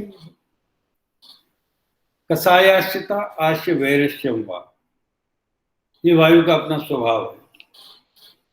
मुख तालु कंठ शोष, पिपासा, हृदय ग्रह, शुष्क छर्दी, शुष्क छर्दी, पेशेंट इसको बहुत अच्छे ढंग से बताते हैं कि कुछ निकलता नहीं है, लेकिन ऐसा होता है, कई बार बाउट्स आते है ना, लेकिन कुछ निकलता नहीं। शुष्क काश, क्षवतु उद्गार विनिग्रह, छींक आना चाहती है लेकिन नहीं आ रही है ना, उद्गार होना है लेकिन उद्गार भी रुका हुआ है। अन्न रस खेद, अन्न का जो रस है वो तो जीभ पर रखते ही मतलब पता लग जाना चाहिए, है ना, लेकिन वो नहीं पता लग रहा है। प्रसेक अरोचक अविपाक, विषाद, जृंभा, विनाम, वेपतु, श्रम, भ्रम, प्रलाप, जागरण, रोमहर्ष, दंतहर्ष, मतलब मल्टीपल, सिंपैथेटिक, पैरासिम्पैथेटिक, पेरिफेरल, है ना, और बहुत सारे स्पाइन, क्रेनियल, सब जितने भी तरह के पेन है वे सब क्या है, कितनी तरह की संज्ञाएं हैं, अल्टर्ड सेंसेशन, जितने तरह के सेंसेशन, जितने तरह के पेन्स हो सकते हैं, अनिर्वेद में इतनी तरह की वेदना है।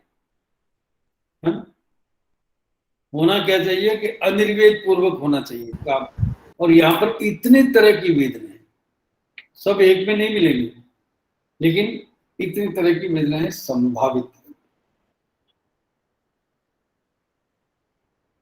उष्णाभिप्रायता और निदानोक्तानि, ये तो एक बड़ा हमारा है कि निदानोक्तानि उपशयानि विपरीतानि,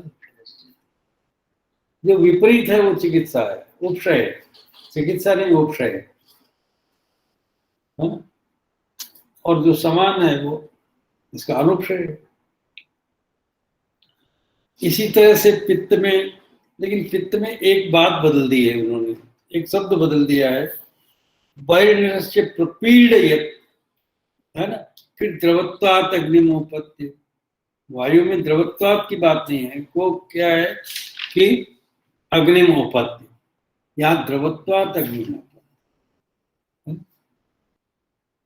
पित्त में यहाँ द्रव गुण की अधिकता है ना, और ये गृहिणी अध्याय में आप देखेंगे कि जलम तप्तमेवानलम, है ना, कि तप्त जल भी यदि जल है तो वो भी अग्नि का नाश करता है ना। तो द्रवता जो है वो जल की, वो भी अग्नि का ऊष्मा का नाश करती है। प्रपीड़यत का मतलब ये है कि वो स्तोक क्रमेण है ना, वो वात जो है वो बड़ा शीघ्रगामी। प्रपीड़यत का मतलब ये है कि वो कष्ट पूर्वक है लेकिन बहुत कष्ट देने वाला है, लेकिन वो उस वात की अपेक्षा कम गति है उसकी। और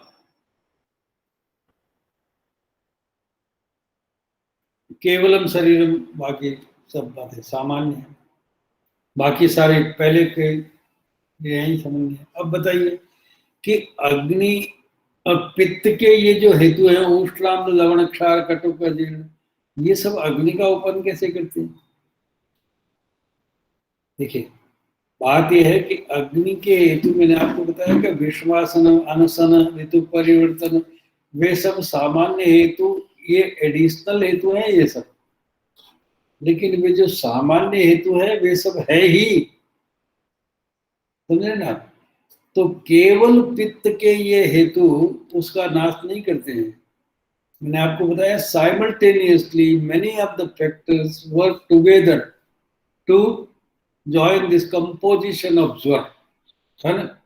एक कंपोजिशन ऑफ ज्वर जो है वो बहुत डिफरेंट एविडेंसेस हैं, उन सब के कारण से होता है। तो ये सारा लक्षण का फिर कोई बहस हो जाती है कि पित्त कैसे अग्नि को नाश करेगा।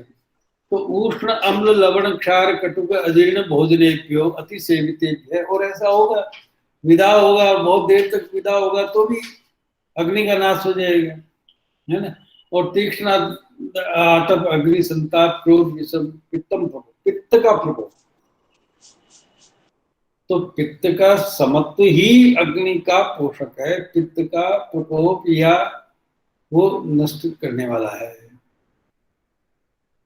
अब इसके लक्षण बिल्कुल अलग हैं।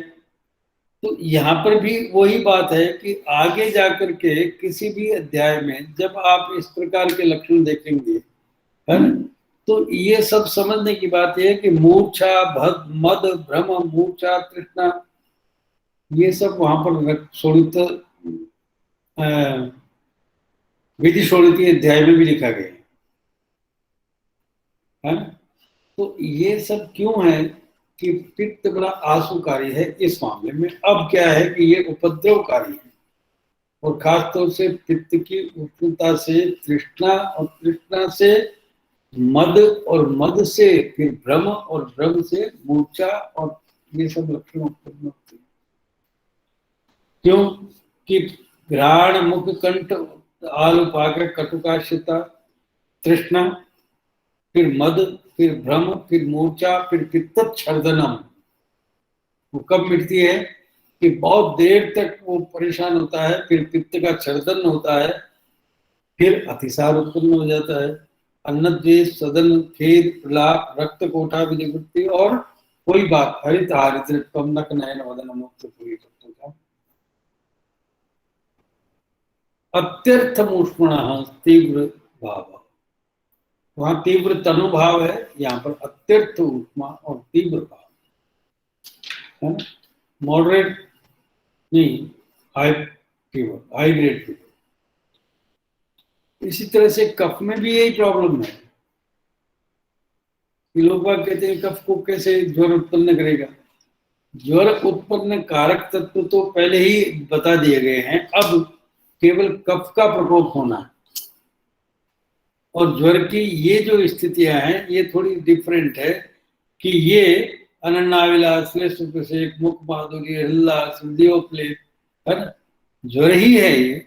उष्णाभिप्रायता, शीत पीड़िका, अत्यर्थ अंगे विपरीत, और ये ज्वर तो है मंद स्वरूप का है, लेकिन इन सब कफज लक्षणों के साथ में है। कफज लक्षणों के साथ में भी ज्वर तो होगा ही। बहुत सारे अभी जो प्रॉब्लम चल रही है वो तो पल्मोनरी प्रॉब्लम चल रही है, वो तो सब कफज ज्वर है। कई वातिक कफज ज्वर है, कई वातश्लेष्मिक है, कई केवल कफज ज्वर है। तो क्यों नहीं होगा? कुल मिलाकर के ज्वर जो है वो शोथ का पहला सिम्टम। शोथ का पहली बात यह है कि शरीर में साथ में नहीं है, इसका बायोमार्कर है शोथ, और शोथ हो गया है और वहां पर क्या है कि आगे का प्रोसेस आगे बढ़ रहा है, इसका बायोमार्कर है ज्वर। और ज्वर संतापात रक्त पित्त,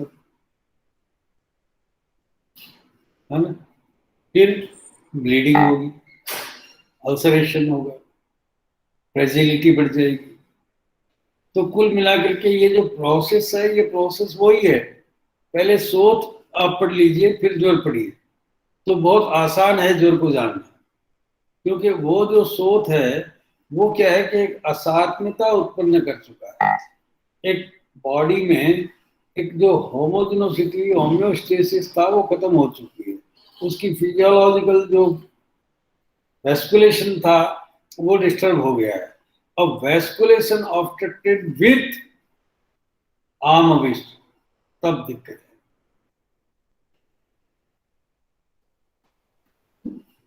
इसके बाद में अगर हम आगे चलेंगे तो ये इसमें यहाँ पर बहुत ज्यादा डिटेल नहीं किया है, लेकिन अभिघात, अभिचार, अभिसंग, इनको हम वहाँ चिकित्सा के साथ में डिटेल करेंगे। यहाँ पर केवल बता दिया गया है कि सप्तविध ज्वर और अष्टविध ज्वर होते हैं, है ना, और ज्वर का एक ही लक्षण संताप।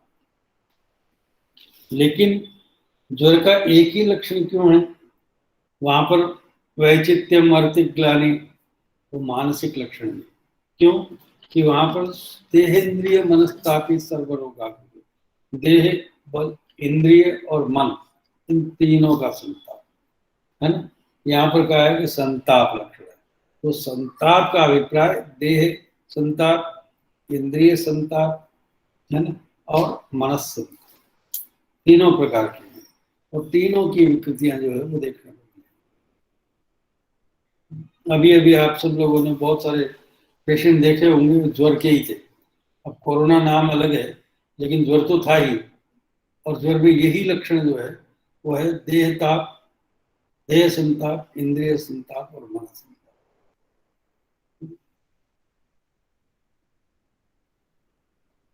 अब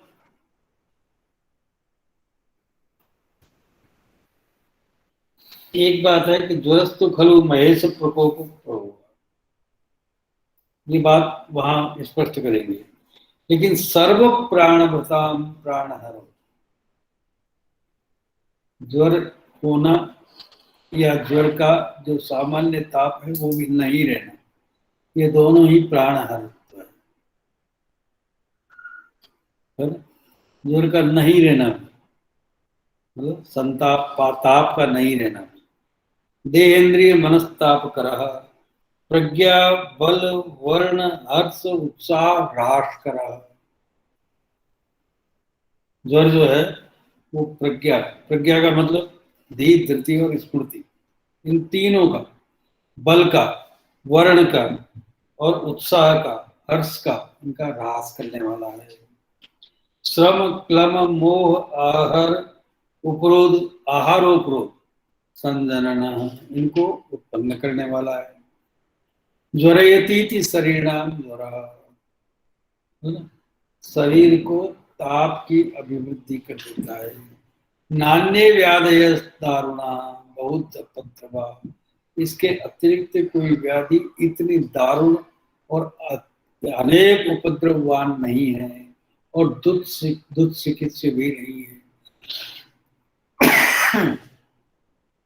स सर्व रोगाधिपति, रोग का अधिपति, वहां लिखा है चिकित्सा कान में सर्व रोगाग्रजो, अग्रज, वो अग्रज बात ज्यादा सही है। अधिपति, राजा, मंत्री तो खेलना नहीं है हमें। यहाँ पर सही बात यह है कि सब रोगों में सबसे पहले ज्वर उत्पन्न होता है। अग्रज का मतलब यह है कि अग्रज जन्माना। नाना तिर्यक योनि, सो बहुत सारे अभी रिसर्च बाकी है कि अलग अलग योनि में अलग अलग प्रकार के ज्वर होते हैं, और ये रिसर्च हमारे संबंधित नहीं है, लोग कर रहे हैं जो भी है। और अगर ये समझ लिया जाए ज्वर को, तो हम केवल मनुष्य के नहीं, सभी योनि के ज्वरों में यही काम देगी, है ना। जो किसान लोग हैं, मैं भी किसान हूँ, हमारे गाय भैंस को भी होता है तो यही चिकित्सा करते हैं। उसको भी एक दिन लग्न करवा देते हैं, उसको भी गर्म पानी पिला देते हैं, उसको भी विरेचन दे करवा देते हैं, है ना, और उसको भी काढ़ा पिला देते हैं, और क्या करें, वो ठीक हो जाती है। तो इसलिए क्या है कि ये बड़ा इम्पोर्टेंट बात है कि अब ज्वर की चिकित्सा में निकलिए, वहां इतना विस्तार तो आपको समझना ही पड़ेगा। यदि आप बाकी रोगों को विस्तार से जानने की चेष्टा रखते हैं तो पहले ज्वर का विस्तार करना, और ज्वर का विस्तार में आपको वे सब त्रयोदश सन्निपात भी मिलेंगे। किसी भी रोग में इतने सन्निपात के लक्षण नहीं बताए, और उसमें भी सम सन्निपात और विषम सन्निपात ये सब नहीं बताए। इतने प्रकार के द्वंद्व भेदों के लक्षण भी नहीं लिखे गए, और इतने प्रकार के आभ्यंतर, बाह्य और दारुण और मृदु और इन सब का भी, और इतने प्रकार के आम, पच्यमान और निराम, तो हर एक रोग में ये अवस्थाएं होती है, तो वहां भी ये लक्षण अप्लाइड है। और किस रोग का दारुण मोक्ष होगा और किसका अदारुण मोक्ष होगा, ये आप चिकित्सा से पहले समझ लीजिए, तो पेशेंट को प्रत्याख्यान कीजिए कि इसका ये मोक्ष का तरीका ये है, ये इस तरह से आपका पिंड छोड़ेगा, तो पेशेंट भी आपका अंडरस्टैंड हो जाएगा। अब चिकित्सा स्थान में चलते हैं। किसी भी रोग में प्रकृति, प्रवृत्ति, प्रभाव, कारण, पूर्व रूप, अधिष्ठान, बल, काल, आत्मलक्षण और व्यास तो विधि भेदाच्य पृथक भिन्न, और कितनी कितनी आकृतियां। लिंगम आमम जीर्ण से सौषधम च क्रिया, है ना। आम के लक्षण क्या है, जीर्ण के लक्षण क्या है ना? विमुंचत प्रशांत चिन्हम, है ना, जब छोड़ रहा है तो उसके लक्षण क्या है। पुनरावर्तित होता है तो क्या लक्षण है, और पुनरावृत्ति कैसे रोकी जा सकती है। तो इतने सारी डिटेल्स एक रोग के लिए, ये हर एक रोग के लिए आवश्यक है, क्योंकि सब रोग पुनरावृत्ति होती है, लेकिन ज्वर पुनरावर्तक ज्वर लिखा गया है, तो पुनरावृत्ति के कारण तो वही है जो इसमें ज्वर में है, वही बाकी रोगों में भी पुनरावृत्ति के कारण है। चलिए, तस्य प्रकृति उद्दिष्टा कोशा शारीर मानस। बहुत सारे अनवेल, बहुत सारे लोग जो है वो टेम्परेचर दिन में थर्मामीटर 4 बार लगाते हैं, है ना। अगर थर्मामीटर क्राइटेरिया है तब तो वो ज्वर नहीं है उसको, ठीक है ना। लेकिन पेशेंट कहता है कि आई एम फीलिंग फीवरिश, और आपको उसकी चिकित्सा करनी पड़ेगी, तो आप थर्मामीटर पर जाएंगे या पेशेंट पर जाएंगे। तो पेशेंट अगर अपने आप को फीवरिश समझता है और उसमें वो देहेंद्रिय मनस्ताप हो रहा है जो उसका प्रत्यात्म लक्षण है, तो प्रत्यात्म लक्षण थर्मामीटर तो है ही नहीं, ठीक है ना। इसलिए क्या है कि वहां पर आपको ये बात समझनी चाहिए, many of our patients are having 98.5 even 97, है ना, but they are feeling restless, है ना, they are irritated, they are very lethargic, है ना, अग्नि है ही नहीं, मन लग ही नहीं रहा है, दिमाग काम कर ही नहीं रहा है। तो देखिए, इसलिए क्या है कि एक बात लिखिए यहाँ पर कि तस्य प्रकृति उद्दिष्टा दोषा शारीरिक मानस। अगर मानसिक है तो भी ज्वर तो है ना, है? शारीरिक नहीं है तो भी ज्वर तो है ना। ये तो काम ज्वर, क्रोध ज्वर, भय ज्वर, शोक ज्वर भी लिखे हैं इसमें, तो वो भी ज्वर है ना। और ज्वर है तो उसकी चिकित्सा तो वही है, उसका क्रम तो वही है। तो आयुर्वेद का स्ट्रेंथ देखिए आप, आयुर्वेद उस ज्वर की बात कर रहा है जो थर्मामीटर में भी नहीं आ रहा है, उस ज्वर को भी ज्वर मान रहा है। और थर्मामीटर में आने के बावजूद भी, है ना, 98, 99 और 100 होने के बावजूद भी सुबह से लेकर के रात तक वो काम कर रहा है, मजदूरी कर रहा है, खाना भी खा रहा है ना। तो उसकी भी ध्यान रखने की बात है। Thermometer is not the sole criteria. आपको अपना एक्सपीरियंस ये होना चाहिए कि जो प्रत्यात्म लक्षण है वो है या नहीं, और वो शारीर में हो या मानस में हो, तो वो दोनों ज्वर से अभिप्रेत होने चाहिए। क्यों? कि ये उसकी प्रकृति है। आप उसकी जो नेचर ऑफ द डिजीज है वो तो समझेंगे ना, है ना। Nature of the disease is from the mental origin, है ना। तो वहां से भी समझना पड़ेगा। देहिनम नहीं निर्दोषम ज्वर समुपसेवते, ये क्या मतलब है इसका? ये शरीर दोषवान है ना। शरीर जो है वो दोष धातु मल मूलम ही शरीरम। अगर ये निर्दोष होता तो ज्वर कहाँ रहता है?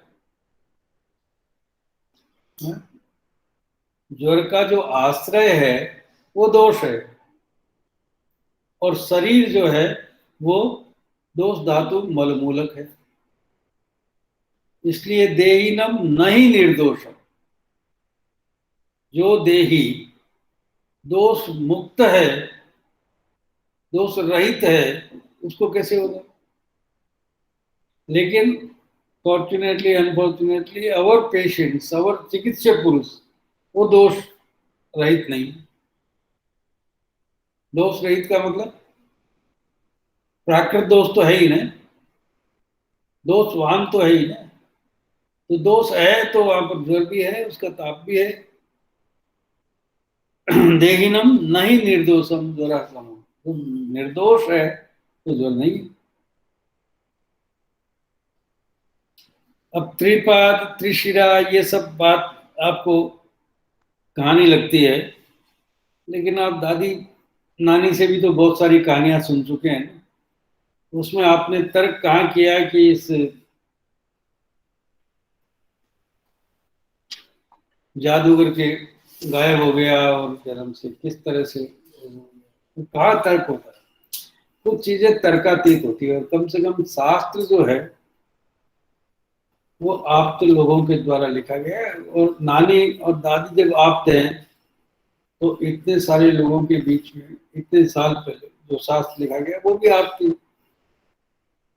तो त्रिपाद और त्रिशिरा, और लिखा है इसमें कि ज्वाला माला कुलो रुद्रो रिष्टु जंगोदर क्रमात् क्रोधाग्निर उक्तवान देवम अहम किम करवान। मैं क्या करूं, मैं कहाँ जाऊं? आपने इतना भयानक क्रोध करके और क्रोध उत्पन्न किया, है ना, और ये सब यज्ञ विध्वंस तो हो गया। अब यज्ञ विध्वंस के बाद में जो रेजिडुअल क्रोध है वो इतनी भयानक मात्रा में है कि उसको आप डिस्ट्रीब्यूट नहीं करेंगे तो वो तो सारी सृष्टि का प्रलय कर देंगे। तो क्या है? तमोवाच क्रोधम जरो लोके जन्मादो निधने च तम अपचारांतरेषु।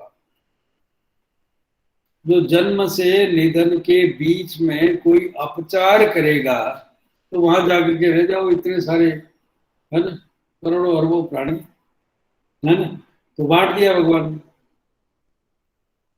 उसको डाइल्यूट कर दिया। ठीक है ना, और अपचार के कारण से होता है। क्यों कि ये लिखता है 37 सहस्त्राणी रात्रिणाम हित भोजन, 63,000 रात्रि तक हित भोजन करना चाहिए। जो अपचार करेगा उसको ज्वर हो जाएगा। तो ये एक कहानी है। वो त्रिपाद और त्रिशिरा, कृष्ण जंगोदर, नवलोचन, है ना, ये सब उसका स्वरूप है। किसका? अब वो बैक्टीरिया हो सकता है, वो वायरस हो सकता है, वो क्या है कि आगंतुक हो सकता है, वो क्रोध हो सकता है, या शिव का कोई रुद्र हो सकता है, शिव का कोई रूप हो सकता है, पता नहीं क्या। अब इसके बारे में यहाँ से आगे चलते हैं। सन और प्रवर्तिस्तु परिग्रहात, ये हम बात कर चुके हैं। परिग्रह पहला कारण कि सब कुछ ये बहती नदी है, इसमें जो कुछ भी यदि संचित हो गया, एक्युमुलेशन स्टार्ट हो गया, तो accumulation will trigger the fever, वो ज्वर करेगा। संताप, सारुचि, तृष्णा, सांगमर्दो, हृदय व्यथा, ज्वर प्रभाव, ये ज्वर के प्रभाव। जन्मादो निधने च महत्तम, आजन्म के आदिकाल से, मतलब सिंस बर्थ जिसको आप मानते हैं 9 मंथ्स के बाद में, तो उससे पहले ही बर्थ तो हो गई, तो वहां से और निधन तक है? ये महत्वपूर्ण बात यह है कि उसका टेम्परेचर, संताप, अरुचि के साथ तृष्णा, संताप के साथ अरुचि, अरुचि के साथ तृष्णा, तृष्णा और अंगमर्द और हृदय व्यथा, ये उसका प्रभाव है। जैसे आप द्रव्यों के प्रभाव की बात करते हैं, तो ये पित्त का या वात का या कफ का काम नहीं है, ये ज्वर का प्रभाव है। मतलब उन्होंने एक उत्पाद उत्पन्न किया, उस उत्पाद का ये प्रभाव, और प्रभाव क्या है? ये अचिंत्य है, उसकी शक्ति है, उसकी पैथोलॉजिकल पावर है ना। ये पैथोलॉजिकल उसकी क्या है कि मैनिफेस्टेशन है ना। ये उसका मार्किंग है कि हृदय में व्यथा, व्यथा अभिप्राय आगे और स्पष्ट करेंगे। निदाने कारणानि अष्टौ, पूर्वोक्तानि विभाग, ये सब 8 प्रकार के ज्वर आप जानते हैं। अब ये पूर्व रूप जो है वो और भी आगे कहे गए बहुत विस्तार से, और ज्वर में जितना अच्छा ढंग से पूर्व रूप कहे गए हैं उतना क्या है कि और किसी रोग में नहीं। देखिए आप कि आलस्यम नयने शास्त्रे द्रंबणम गौरवम क्लमा, ज्वलन आतप वायु अम्बु भक्ति द्वेषावली। भक्ति और द्वेष दोनों अनिश्चित, किसके लिए? कि किसी भी प्रकार, आगे वहां पर जहां लिखे है वहां पर गुरुणाम वाक्येषु अभ्यसु या बालेभ्य प्रद्वेष, शीत वात आतप सहत्व असहत्व अनिश्चित, गंध माल्यानुलेप जो है वो भी असहत्व, अलंकरण भी तय नहीं हो रहे।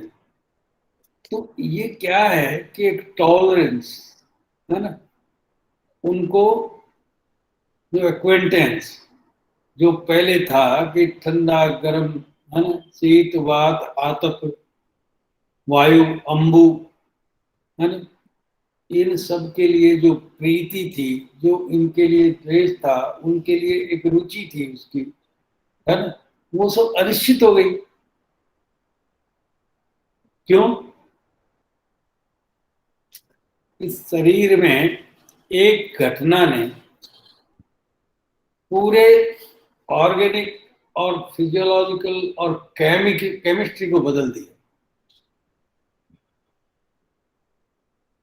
जिस तरह की केमिस्ट्री हमें पहले सूट करती थी, जिसकी हमें इच्छा होती थी, वो चेंज हो गई।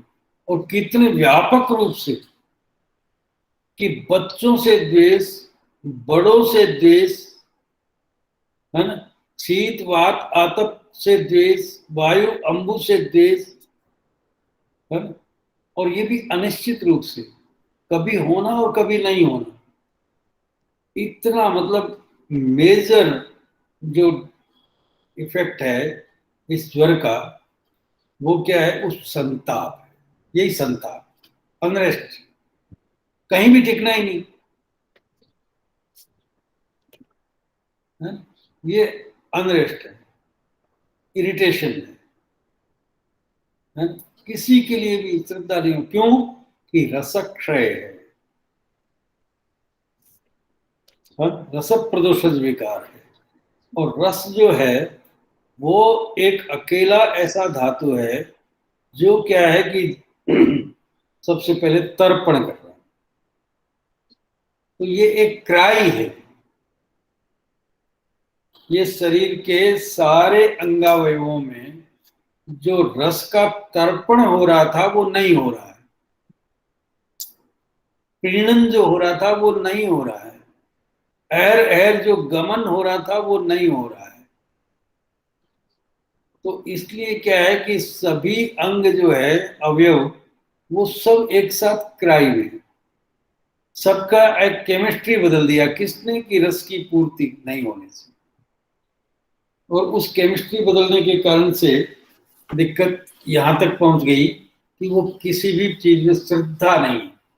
तो श्रद्धाहीनता ये आप एक बहुत बड़े लेवल पर देख रहे हैं आजकल लोगों में, है ना?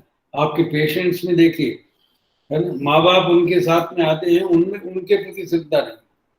बच्चे, यंग माँ बाप के लिए बच्चा बहुत कीमती है, लेकिन बच्चे की श्रद्धा नहीं, टीचर के में श्रद्धा नहीं। इसका कारण आप समझ लीजिए, ये रसक है। गट्टते सहते शब्दम न उच्चई। आप जोर से क्यों बोल रही है? मुझे सुनाई दे रहा है। क्यों? कि सहते शब्दम न उच्चई। किसके कारण से? रसक्षय के कारण।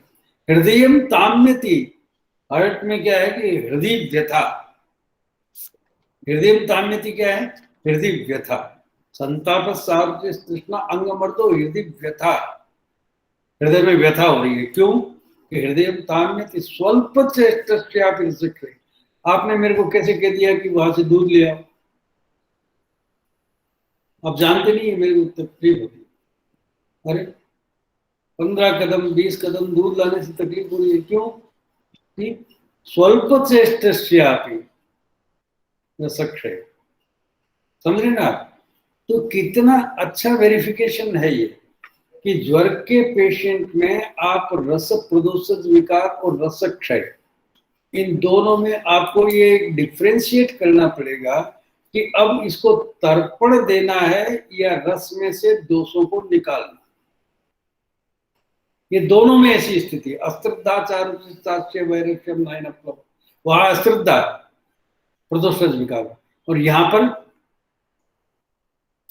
असहनशीलता है। श्रद्धा तो सहनशीलता के बाद की स्थिति है। मैं आपको 1.5 घंटे से तपा रहा हूं, है ना? आपकी सहनशीलता है इसलिए आप तप रहे, है ना? और सहनशीलता नहीं है तो गाली निकाल रहे होंगे। तो आप समझ लीजिए कि आपका रसक्षय है ना? यदि आपको सहन नहीं हो रहा है तो आपको अपना डायग्नोसिस कर लेना चाहिए पक्का कि रसक्षय है या रसप्रदोष। ये बहुत ब्यूटीफुल बात है कि ज्वर नहीं पढ़ना है हमें, ज्वर की ग्रामर पढ़नी। और ज्वर की ग्रामर क्यों? कि ज्वर रोग नहीं है, एक रोग नहीं है, सब रोगों में व्याप्त एक तत्व है, एक सब्सटेंशियल डिजीज है। और वो जो सब्सटेंशियल डिजीज है वो, उसमें जो घटनाएं दुर्घटनाएं हो रही है वो सब जगह हो रही है। इसलिए ये जो लक्षण है, आलस्यम नयने शास्त्रे गौरवम जृंभणम क्लमः, ये सब जगह है ना? और इसके कारण पूर्व रूप का लक्षण तब उत्पन्न होता है कि जब धातुओं में या स्थान में दोष संस्कृत हो जाते हैं, और वो दोष जो है वो किसी धातु के कार्य को बाधा पहुंचाते हैं। क्योंकि वहां के वो नेचुरल रेजिडेंट नहीं है। नेचुरल रेजिडेंट वहां पर धातु था, और अब धातु को वो दुष्ट करने लग जाते हैं, तब तो वहां पर ये प्रॉब्लम शुरू हो जाती है। आज तो ये घंटा हो गया है, आगे कल कंटिन्यू करेंगे, क्योंकि शिवगंगा ने कहा कि 1 घंटे से ज्यादा नहीं, हम बोर हो नहीं गए। सर, नहीं सर, थैंक तो यू सर। हम बीच में रोकना पड़ेगा, फिर कल करेंगे। कल, जी sir, thank you sir. Thank you. अभी तक कोई प्रश्न है क्या, या साथ ही होंगे? कल 1-1.5 घंटे में कर देंगे। देखिए, जी ये सर। बड़ी फंडामेंटल बातें थी, इसलिए थोड़ा सा ज्यादा टाइम लगेगा। चलिए, जी सर, ठीक है, thank you. Thank you sir. प्रणाम सर, थैंक यू सर। प्रणाम सर। चरण स्पर्श सर। नमस्कार। नमस्कार।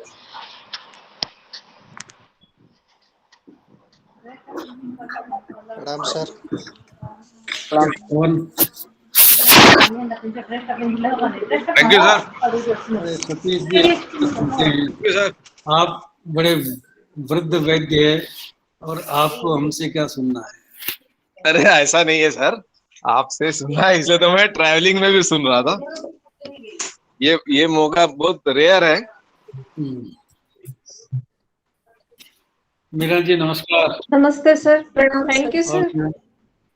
तुम्हारे बच्चे राजी खुशी है ना, उनको सुनाओ। तुम्हारे लिए नहीं है ये, तुम्हारे बच्चों को सुनाओ, उनको बहुत आगे निकलिए। सर शालिनी अभी भी। तो सर रस का और ज्ञान का प्रीणन कर रहे हैं अभी तो।